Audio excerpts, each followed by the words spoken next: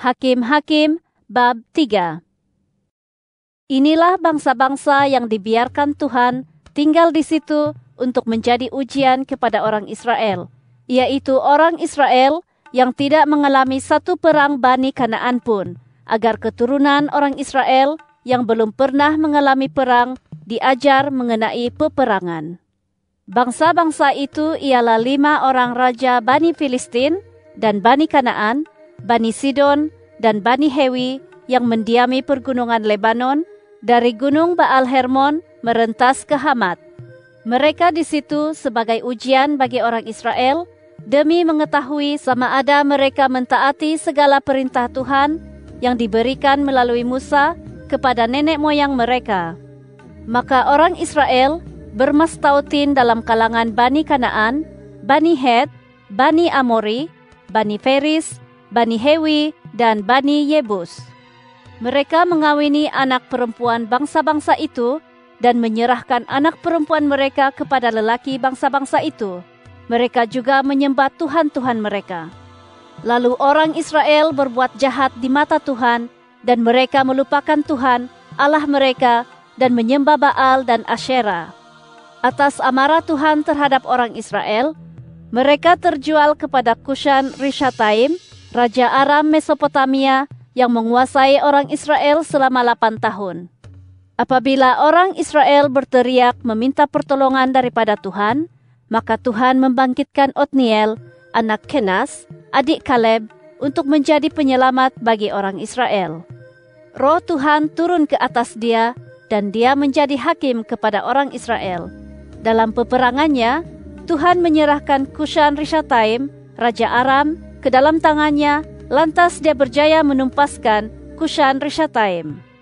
Amanlah negeri itu selama 40 tahun. Kemudian meninggallah Otniel, anak Kenas. Orang Israel berbuat jahat lagi di mata Tuhan. Lalu Tuhan memberikan kuasa kepada Eglon, Raja Moab, untuk menundukkan orang Israel karena mereka berbuat jahat di mata Tuhan. Lalu Eglon yang bergabung dengan Bani Amon dan orang Amalek marah, lalu menewaskan orang Israel serta menguasai kota pokok kurma itu. Tertakluklah orang Israel selama 18 tahun di bawah pemerintahan Eglon, Raja Moab.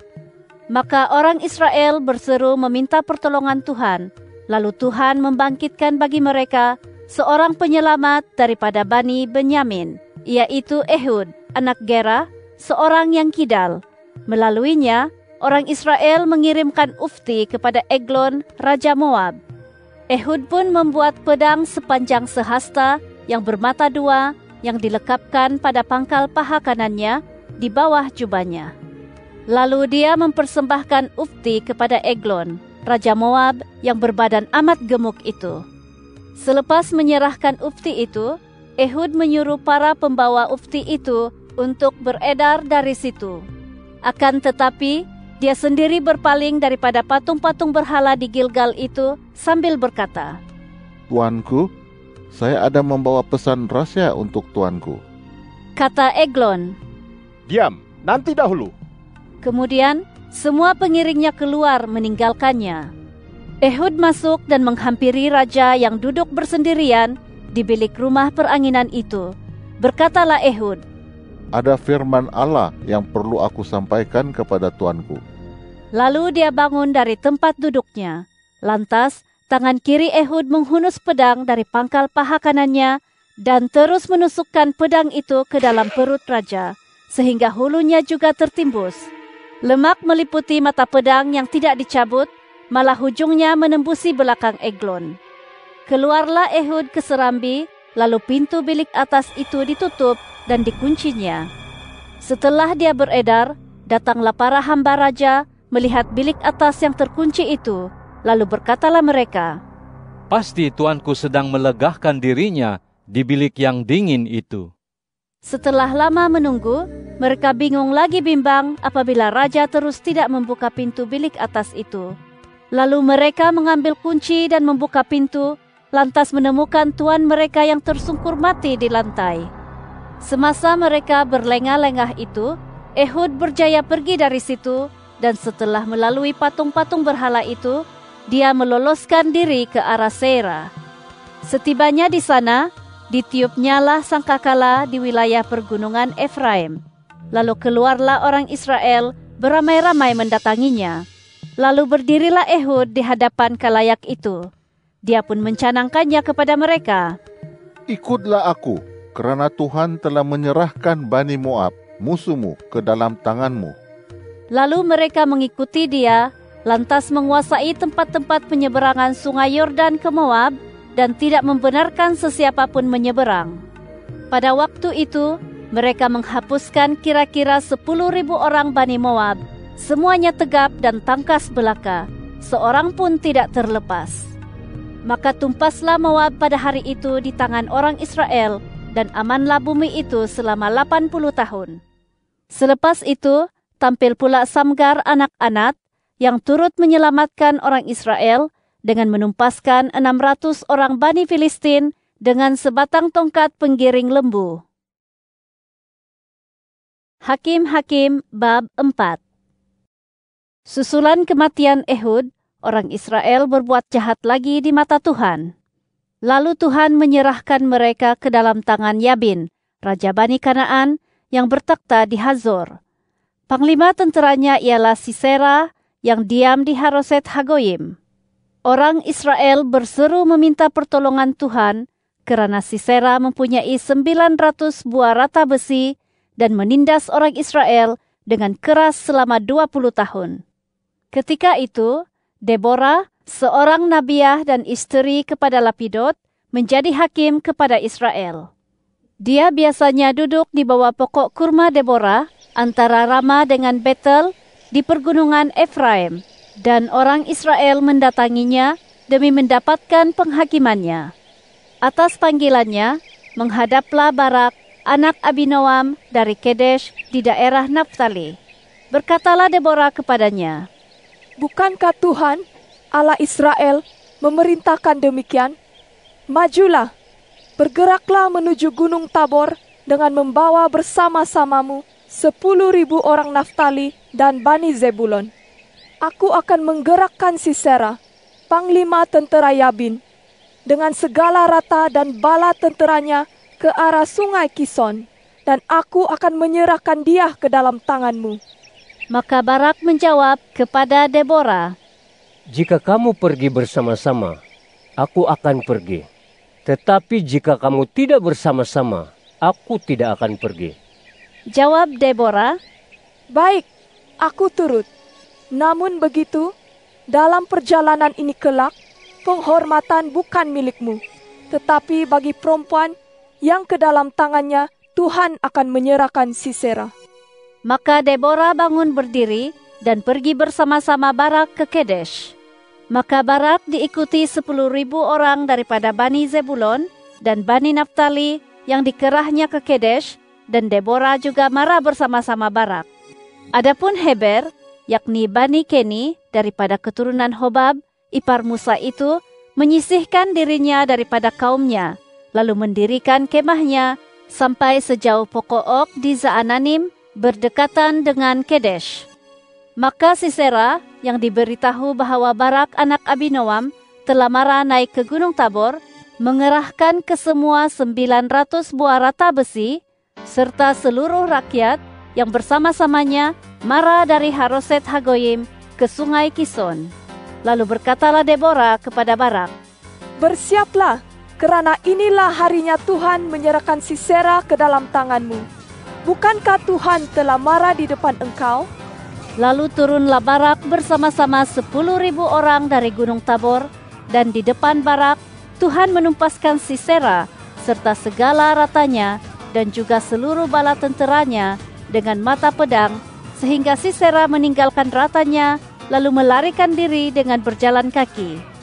Tetapi Barak mengejar rata-rata dan bala tentera itu sampai Haroset Hagoyim, lalu menghapuskan seluruh tentera Sisera dan tidak membiarkan seorang pun hidup. Bagaimanapun, dengan berjalan kaki, Sisera melarikan diri ke kemah Yael, istri Heber, Bani Keni itu, kerana ada hubungan baik antara Yabin, Raja Hazor dengan keluarga Heber daripada Bani Keni itu. Keluarlah Yael mendapatkan Sisera, lalu berkata kepadanya, "Singgahlah tuanku, silakan masuk, jangan takut." Sisera pun singgah lalu memasuki kemah perempuan itu, dan dia menutupi Sisera dengan hamparan. Berkatalah Sisera kepada perempuan itu, "Aku haus, berilah aku sedikit air minuman." Lalu perempuan itu membuka kirbat susu, serta memberinya minum dan menyelimutinya semula. Sisera juga menyuruh perempuan itu, "Berdirilah di depan pintu kemah. Jika sesiapa datang dan bertanya kepada kamu, adakah orang di sini? Jawablah, tidak ada." Tetapi Yael, istri Heber, mengambil pancang kemah serta penukul, lalu mendekatinya secara diam-diam. Pancang itu dipasakkan pada pelipis lelaki yang tidur nyenyak itu sampai tembus ke tanah, dan matilah Sisera. Ketika Barak yang mengejar Sisera muncul di situ, keluarlah Yael mendapatkannya, lalu berkata kepadanya, "Mari aku tunjukkan kepadamu orang yang kau cari itu." Barak pun mengikutinya ke dalam kemah, maka ditemukannya mayat Sisera yang tergolek, dengan pancang kemah terbenam di dalam pelipisnya. Demikianlah Allah menundukkan Yabin, raja Kanaan, di depan orang Israel pada hari itu. Semakin keraslah tekanan kuasa orang Israel terhadap Yabin, raja Kanaan, hingga akhirnya mereka berjaya melenyapkan Yabin, raja Kanaan itu. Hakim-Hakim bab 5. Pada hari itu, menyanyilah Deborah dan Barak anak Abinoam demikian. Pujilah Tuhan, kerana pemimpin memegang teraju pimpinan di Israel, dan para warganya menawarkan diri dengan sukarela. Dengarlah, wahai raja-raja, pasanglah telingamu, ya para pemuka. Aku juga mahu menyanyikan puji-pujian kepada Tuhan, Allah Israel. Ya Tuhan, ketika Engkau maju dari Seir, ketika Engkau marah dari daerah Edom, gempalah bumi ini, dan tirislah langit, malah awan menitiskan airnya. Bergegar gunung Ganang di hadapan Tuhan, Tuhan Sinai, di hadapan Tuhan Allah Israel. Dalam zaman Samgar anak-anak, dan dalam zaman Yael, sunyi suasana jalan raya, maka para pengembara melalui jalan yang berbelit-belit. Tiada kepimpinan lagi di Israel, sehingga aku, Deborah, bangkit sebagai seorang ibu di Israel. Lalu mereka memilih tuhan-tuhan baru, maka terjadilah perang di pintu gerbang. Namun begitu, dalam kalangan 40.000 orang di Israel, tiada sebuah perisai ataupun sebilah tombak yang kelihatan. Hatiku tertuju kepada para panglima Israel, yang daripada kalangan umat ini menawarkan diri mereka dengan sukarela. Terpujilah Tuhan. Nyanyikanlah, wahai kamu yang menunggang keldai putih, kamu yang duduk di atas ambal, dan kamu yang berjalan di jalan itu. Suara mereka mengatasi suara orang di tempat-tempat penimbaan air, ketika mereka mendendangkan kemuliaan perbuatan Tuhan yang adil dan perbuatan baik para pahlawannya di Israel. Pada waktu itu, turunlah umat Tuhan ke pintu gerbang. Bangunlah, bangunlah Deborah, bangunlah, bangunlah, nyanyikanlah suatu lagu. Bangkitlah Barak, dan pimpinlah para tawananmu, wahai anak Abinoam. Lalu umat Tuhan, umat yang terselamat, turun sebagai pahlawan, mendatangi para bangsawan yang masih ada. Datanglah mereka daripada suku Efraim yang berakar umbi menentang Amalek, diikuti suku Benyamin, dan daripada suku Makir turunlah para panglima, dan daripada suku Zebulun warga pembawa cokmar kuasa.